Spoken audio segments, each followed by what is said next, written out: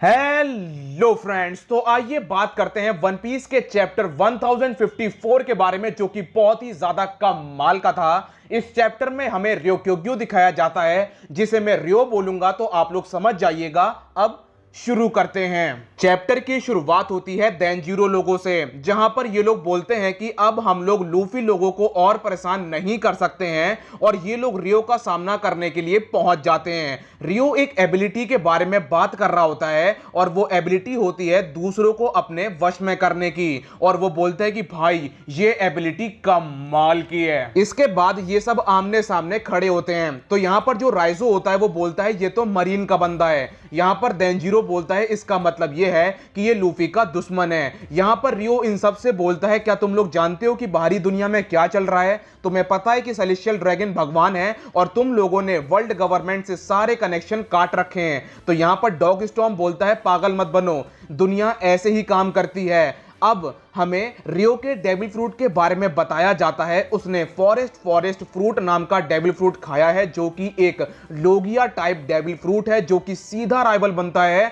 सी का, मतलब कि समुद्र का। दोस्तों, इसका मतलब आप लोग समझ रहे हो कि अगर फॉरेस्ट फ्रूट है, तो मेरे ख्याल से अगर यहां पर सी की बात हुई है तो किसी के पास जरूर सी फ्रूट या फिर वाटर फ्रूट होगा। और दोस्तों, ये फ्रूट बहुत ही ज्यादा पावरफुल होगा, क्योंकि जो बंदा पानी पे कंट्रोल कर सकता है वो पूरी दुनिया को तबाह करने की पावर रखता है। तो यहां पर दोस्तों अब क्या होता है, जो रियो होता है वो फ्लेक्सिंग फॉरेस्ट मसल टेक्निक का यूज करता है, जहां पर उसके पेड़ एकदम मुक्के की तरह बन जाते हैं। और वो बोलते हैं कि अब समय आ गया है कि आप एक कड़वे सच के बारे में जाने कि मानवता आज यहां तक पहुंच गई है राजाओं की वजह से, लेकिन जो तुम्हारी कंट्री है उसने सारे कनेक्शन काट रखे हैं वर्ल्ड गवर्नमेंट से। इसका मतलब यह है कि हमें तुम्हें तुम्हारी हैसियत दिखानी पड़ेगी। रियो बोलता है कि अगर मैं तुम लोगों को यहां पे मार दूं तो कोई भी नियम नहीं टूटेगा। तुम लोग मुझे रोकना चाहते हो तो रोक सकते हो, लेकिन स्ट्रॉ हैट लूफी तक जाने के लिए अगर मुझे 1000 बंदों को भी मारना पड़े तो मैं मार दूंगा। इसके बाद मैदान में एंट्री होती है यामाटो की, और उसने अपने बैट के ऊपर आर्मामेंट हाकी की कोटिंग कर रखी होती है, और वो रियो के ऊपर हमला कर देती है। यहां पर रियो को डैमेज भी होता है। यहां पर यामाटो बोलती है इन लोगों ने 20 साल से इंतजार किया है इस दिन का, और मैं तुम्हें इनकी खुशियां बर्बाद करने नहीं दूंगी।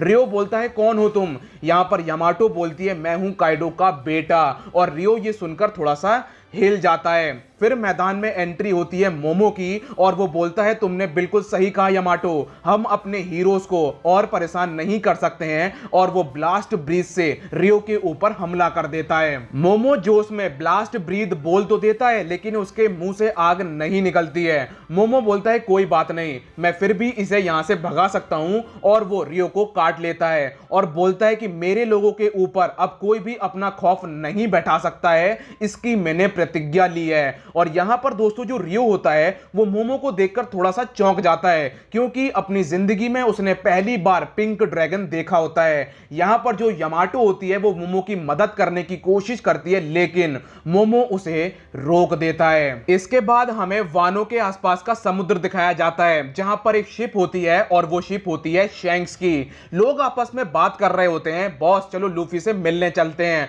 वो एक बड़ा पायलट बन गया है। और फिर हमें शैंक्स दिखाया जाता है, जो बोलता है मुझे मेरे बचपन की याद आ गई है। आखिरी बार हम लोगों ने ओडिन सर को यहीं पर अलविदा बोला था, और अब तो मोमो और यूरी भी बड़े हो गए होंगे। लकी लॉक्स बोलता है बॉस अब उसे देखने चलते हैं, वो बहुत कमाल का बन चुका है। याशो बोलता है मैं अपने बेटे से मिलने के लिए रेडी नहीं हूं। फिर हमें लाइम जूस दिखाया जाता है, जो बोलता है किड भी वहीं पर है, ये तो वही बंदा है ना जिसने हमसे पंगा लेने की कोशिश करी थी। फिर हमें शैंक्स दिखाया जाता है, जो कि लूफी की बाउंटी देख रहा होता है, और भाई बहुत ज्यादा खुश होता है। इसके बाद हमें दिखाया जाता है कि कैसे शैंक्स ने लूफी का डेविल फ्रूट CP9 से लिया था। शैंक्स अपने साथियों से बोलता है हम लोग लूफी से मिलने नहीं जा रहे हैं। रॉक्स बोलता है ऐसा क्यों? शैंक्स बोलता है भूल गए उस लड़के के बारे में जिसने बोला था कि वो लूफी के अंडर में है, और उसने हमारा फ्लैग जला दिया था। दोस्तों यहां पर बात बाटो लोमियो की हो रही है। इसके बाद शैंक्स बोलता है हम लोग उसे ऐसे ही नहीं जाने दे सकते हैं। और हाँ बैकमैन, अब समय आ गया है कि हम लोग वन पीस को लें। इसके बाद दोस्तों हमें मरीन का हेडक्वार्टर दिखाया जाता है, जहां एक ऑफिसर बोल रहा होता है, आकिन्यू हमें रेवोल्यूशनरी आर्मी को रोकना होगा। आकिन्यू बोलता है मैं जानता हूं, लेकिन हमारे पास ज्यादा ट्रूप्स नहीं है। और दूसरी तरफ क्या बोलते हैं उसे, फ्लेम एम्परर साबो अब तक तो आधी दुनिया में चैंपियन बन चुका होगा। इसके बाद हमें दिखाया जाता है कि रिवेरी में जो दुर्घटना हुई है उसमें कोबरा मारा गया है और पेपर में भी यही छपा होता है। इसके बाद हमें बताया जाता है कि आखिरकार सही मायने में रिवेरी में क्या हुआ था। रेवोल्यूशनरी आर्मी ने सेलेस्टियल ड्रैगन के ऊपर हमला कर दिया था। इसके बाद जो वर्ल्ड नोबल्स का सिंबल था उसे तबाह कर दिया और वॉर का ऐलान कर दिया। रेवोल्यूशनरी आर्मी को रोकने के लिए रियो और फुजितोरा मैदान में आते हैं, लेकिन ये लोग साबो को नहीं रोक पाते हैं और साबो कुमा को लेकर वहां से फरार हो जाता है। एक ऑफिसर एडमिरल्स की तरफदारी कर रहा होता है और बोलता है कि वो लोग साबो को इसलिए नहीं रोक पाए क्योंकि वो अपनी पूरी ताकत का इस्तेमाल नहीं कर पा रहे थे, उनके रास्ते में रिवेरी आ रही थी। तो यहां पर आकिन्यू बोलता है यार देख ऐसा है, बकवास मत कर। दूसरी चीज, कोबरा मारे जा चुके हैं लेकिन हमें वीवी भी नहीं मिली है। इसके बाद हमें नेवी क्रिमिनल फैकल्टी का चीफ दिखाया जाता है जिसका नाम होता है कुरोमू, और वो आकिन्यू से बोलता है कि सर अभी हम लोग तहकीकात कर रहे हैं और देखते हैं कि सारी कड़ियां कहां पर आके मिलती हैं। आकिन्यू बोलता है अराबास्ता इस टाइम दुखी होगा, उनकी शिप भी अभी तक वापस नहीं गई हैं। किजारू बोलता है तो क्या करें, मेजोस गार्ड ने कार्लोस को मारने की कोशिश करी, ये बोल के केस बंद कर दें। तो यहां पर आकिन्यू बोलता है कि मेजोस गार्ड का जो केस है वो होली लैंड के गॉड्स के हाथों में है, अब वो जो फैसला करेंगे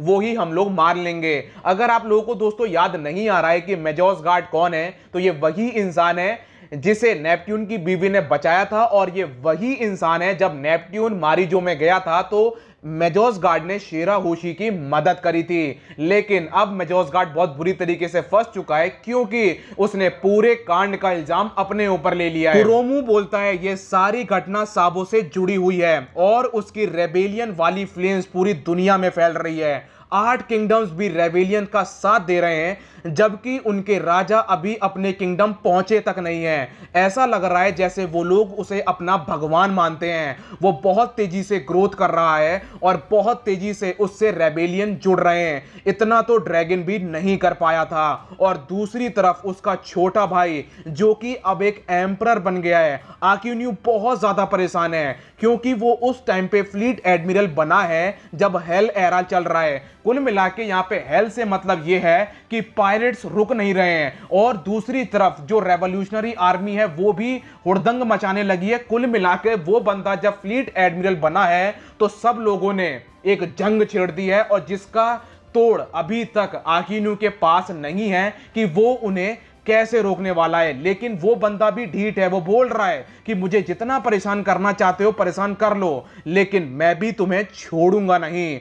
और इसके बाद हमें एक ऑफिसर दिखाया जाता है जो बोल रहा होता है कि साबो का नाम पायरेट्स की दुनिया में भी बहुत तेजी से फैल रहा है क्योंकि उसका भाई एक एम्परर बन चुका है। समय बहुत तेजी से बदल रहा है और यहीं पर चैप्टर खत्म हो जाता है। चैप्टर बहुत ही ज्यादा मजेदार था, कम माल का चैप्टर था भाई। आप पढ़ोगे तो शुरुआत से लेकर अंत तक मजा भरा पड़ा है। तो दोस्तों मिलता हूं अगली वीडियो में, जब तक के लिए अपना ख्याल रखिए, कोरोना से सावधान, गुड बाय।